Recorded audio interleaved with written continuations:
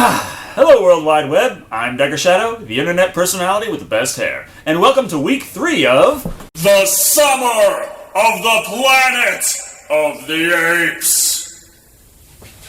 As I was saying, now while Beneath the Planet of the Apes was certainly strange and only grossed half as much as the original, $15 million instead of $30 million on a $3 million budget, still, with that much money coming in, the studio, yet again, demanded a sequel, despite Charlton Heston's best wishes and any sense of logic.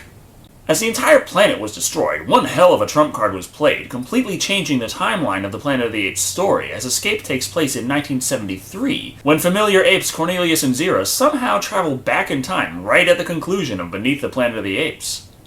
Which makes this a sequel, set sort of like a prequel. But, with the event and the timeline that's changed, it's far too complicated to explain in a couple of sentences, so let's take a look at Escape of the Planet of the... Wait, Escape. If the planet was already destroyed in the last movie, shouldn't it be escaped? Past tense? As the film opens up, we see helicopters closing in on the... What the fuck? Hold on, because we're barely 5 seconds in, and I've got a lot to complain about. Remember how we never got to see the back end of the ship in the first movie, and how I complained that the miscellaneous pile of charred scrap in the second film showed they didn't even bother designing it? Well, I guess we can take this as confirmation of that! There is no back end whatsoever! I mean, they never alluded that the front was detachable as a landing pod before, and all the evidence in the previous 2 movies presented seemed to indicate that was not the case. Well, we're off to a good start. A small marine unit is pulled in to greet the astronauts at gunpoint while the overused prop is pulled ashore. 3 figures emerge wearing spacesuits that were not seen in either of the previous films. But if they didn't have them, they wouldn't be able to do this. Welcome, gentlemen, to the United States.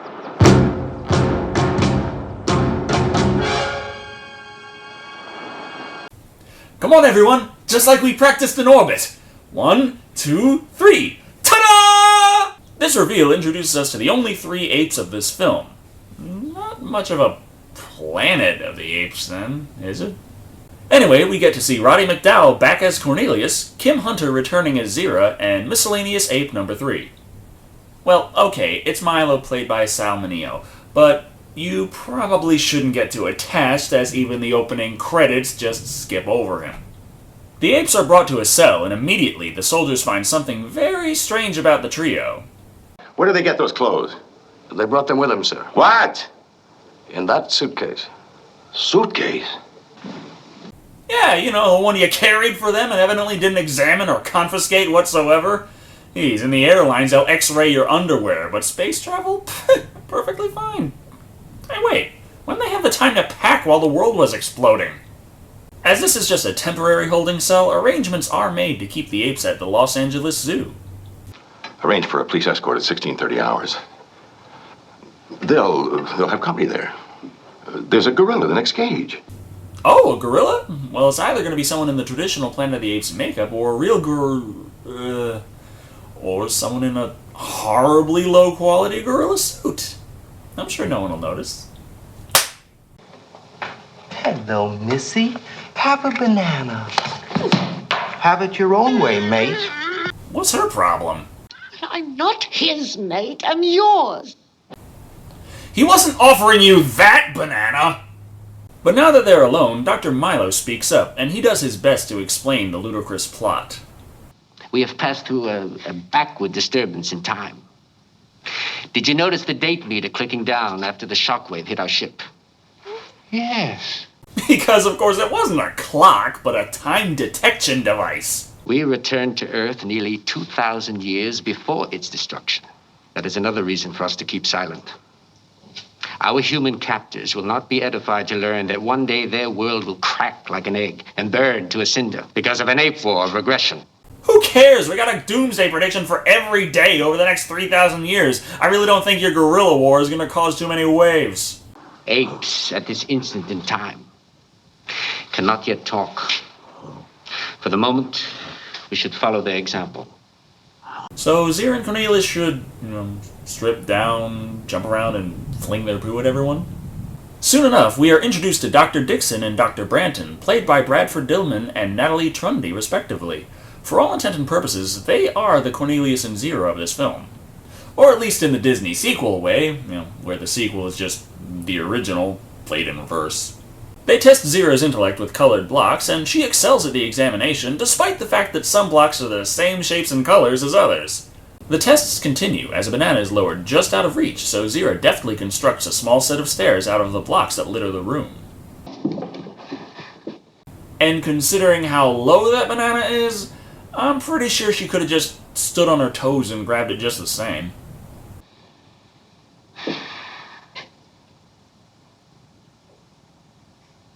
Well, why doesn't she take it? Because I loathe bananas. Interesting note, that's actually an inside joke, as it was discovered during the filming of the original Planet of the Apes that Kim Hunter is not the biggest fan of bananas. Hearing her talk, the three of them quickly get out of the room, which allows an argument to erupt and miscellaneous ape number 3 to be strangled to death without any pesky humans around to save him.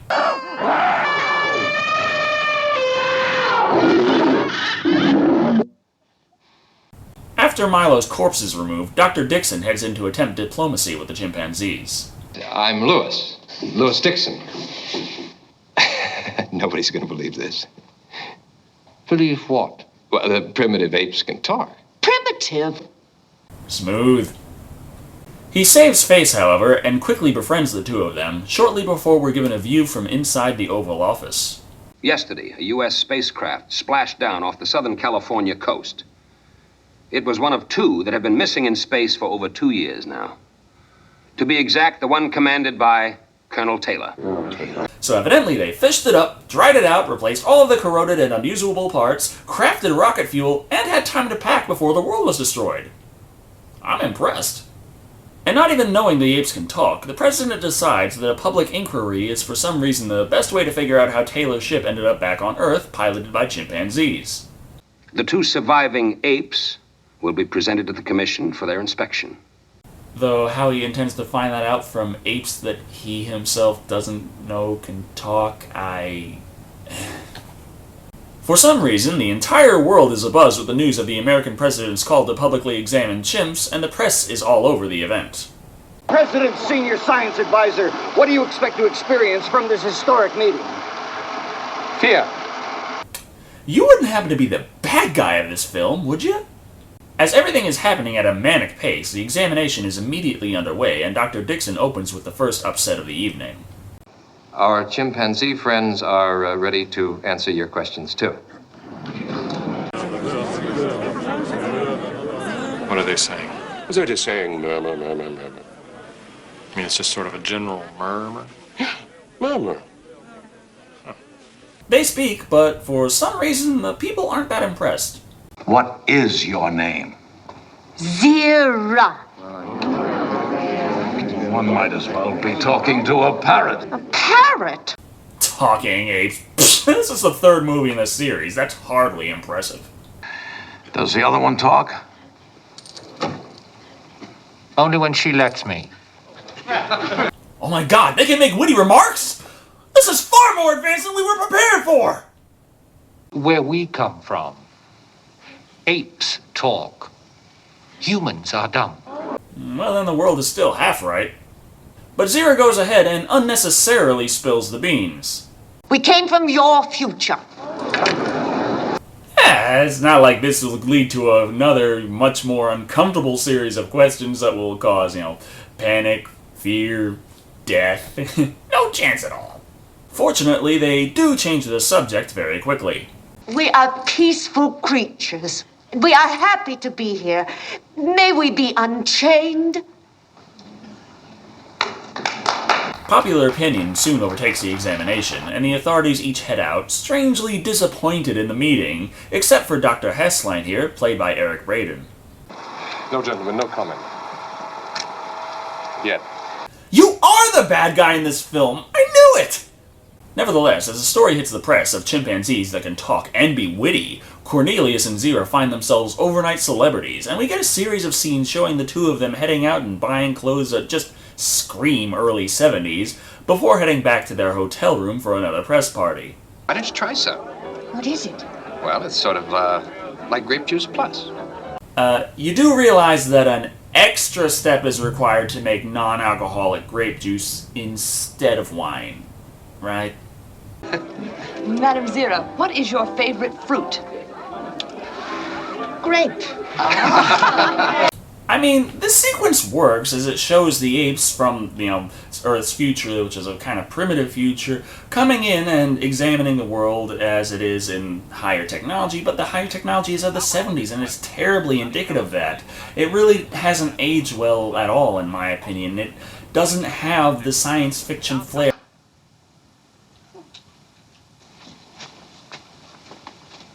Well, that was rude! As the event winds down, Zira is observing a paleontological exhibit, and then she makes a startling revelation. Described the first known species from the Jurassic beds of our continent. Since then, other specimens have been found throughout the... Must have been the shock. Shot my foot. I'm pregnant.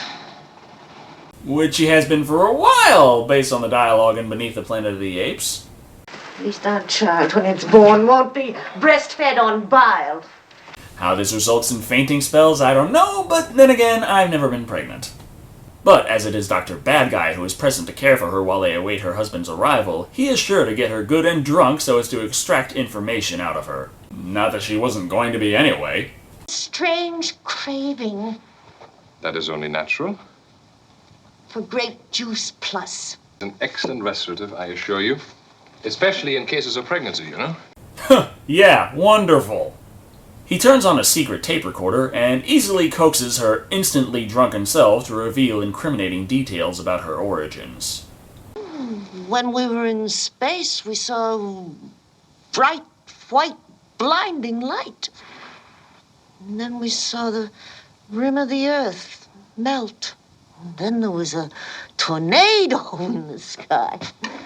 Based on this, she got to 1973 the same way everyone else did. LSD. He also gets the exact date of Earth's destruction from her. 3950 something. You were in Taylor's ship. That one clearly said the date was 3978. I mean, Brett's ship said it was 3955, but they said you didn't use that one. Immediately after this, the doctor presents the tape to the president and asks that the chimpanzees and their unborn child be killed to preserve the future. The president is actually less than convinced, however, and states he will not pursue this course of action unless Hessline can provide undeniable evidence of malicious intent on the apes' part. But evidently, bare suspicion is good enough to uproot them from their hotel room, as the next scene in this movie completely shifts the tone. Arriving at Camp 11, Cornelius and Zira undergo a much more aggressive interrogation than their first. I should have said that chimpanzees had no part in the destruction of Earth. Only the gorillas and the orangutans. Well, what's the difference? You're all monkeys. Please do not use the word monkey. It is offensive to us. You don't have to take it too badly. A lot of bands at the time had others play in their studio recordings. Dr. Hessline changes the subject to the rise of the apes, and for some reason Cornelius is more than happy to fill him in. However, this section is really, out there. Cornelius explains first that a plague wiped out dogs and cats across the globe, and mankind took apes as pets, soon expanding their role into servants, eventually, after 500 years, being a highly intelligent race of slaves. But then, on an historic day which is commemorated by my species and fully documented in the sacred scrolls, he articulated. He said, no. That's all well and dramatic and all, but it completely flies in the face of everything we've been told about the sacred scrolls up to this point. The first film put the writing of the sacred scrolls around 300 years after this event supposedly occurred. But even then, if this was written down, Cornelius' dig site would have confirmed them, not contradicted them and been regarded as heresy. The problem is, the first film established that mankind annihilated itself with nuclear war, and then apes rose up to power naturally. Yes, the events in this film changed the timeline, but these apes are from the previous timeline, so that wouldn't be in their writings. Nevertheless, the committee decides that while the two apes themselves are harmless, their potential offspring could mean the end of civilization as they know it, so... that the birth of the female ape's unborn child should be prevented, and that after its prenatal removal, both the male and the female should humanely be rendered incapable of bearing another. No, I don't have a joke for that. But never mind that, it's lunchtime at Camp 11. You better drink your soup and eat the oranges for the sake of that little monkey you got in there. Yet you really can't spoil an ape for days with fine dining and elegant drinks and then just expect them to go back to oranges and soup. Fortunately, the security around their quarters happens to be completely non-existent. Unfortunately, their orderly has been shot. How? They were in an enclosed space with no windows, and no one was around before or after he fell, so what the... Escaping into the foliage, it doesn't take long at all before even Zira and Cornelius hear about the highly contrived crisis. The monkeys have killed their orderly and escaped. By shooting him in the head, with the gun they didn't have, and that hasn't been found. And who the fuck shot him anyway? Cornelius does get Dr. Branton alone on the road and quickly convinces her of his innocence while bringing up a new problem. Where's Zira? She's back there. She's hiding in the bushes. Stevie, she's in labor. Well, I can't accuse this film of being boring. Although I do wish they picked some more exciting music.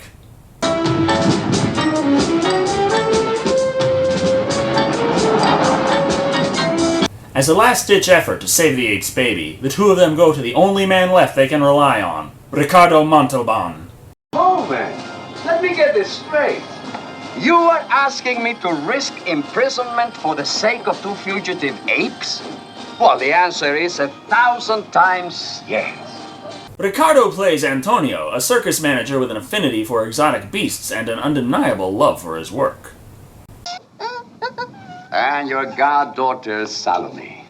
Hello, Salome. The first chimp ever born in a circus. No, Los Angeles has had 4. Los Angeles is not a circus. Los Angeles is a zoo.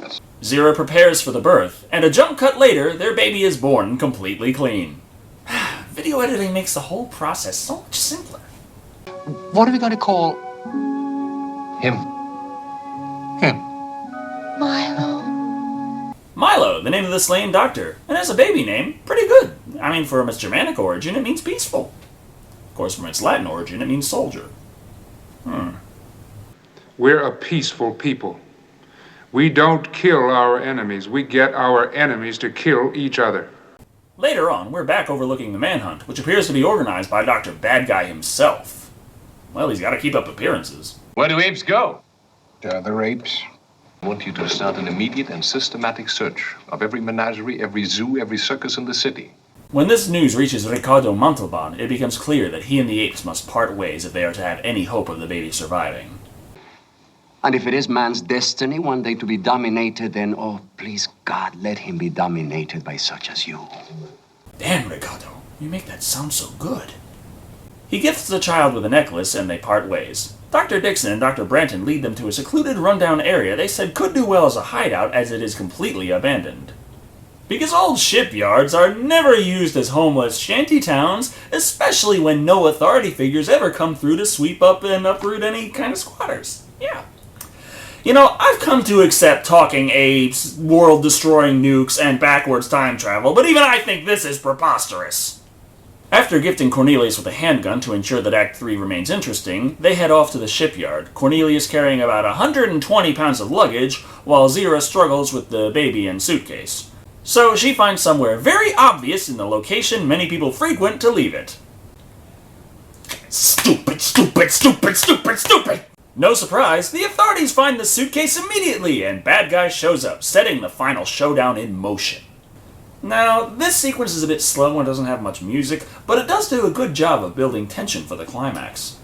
Bad Guy stalks around the area alone, as the police won't be arriving for another 20 minutes, and of course Cornelius is hiding out by taking a stroll on deck. But then again, Bad Guy isn't doing so good at remaining undetected either. The police do show up soon after, so that means Dr. Hessline is going to have to hurry if he wants to complete his role as a total douchebag for this movie. Zira, I want that baby. If you won't give it to me, I'll shoot. Well, well, that's it for Zira. But the baby is okay, and...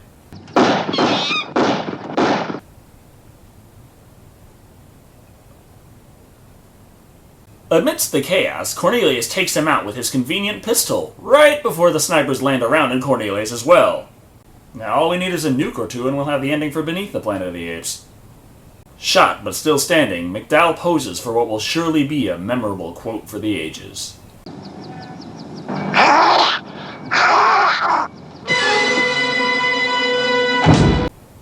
Oh. Never mind. With the last of her strength, Zira tosses her baby into the sea and hobbles over to her husband's body to poetically die. Shit, by now I think it's just a rule that no Planet of the Apes movie is allowed to have even a remotely happy ending. But Ricardo steals the show one last time before the curtains close. Intelligent creature. But then so were your mother and father.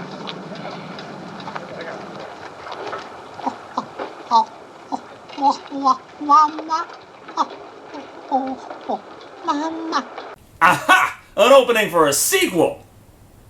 Why? The last movie ended with the destruction of the entire world, and they still managed to squeeze a sequel out of that. I really don't think that an overt opening is really necessary for these writers.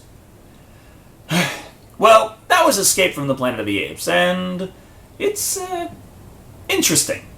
Of all the Planet of the Apes sequels, Escape received the highest ratings among critics at the time of its release, and it's pretty easy to see why, but that's not to say that it's a flawless movie by any means.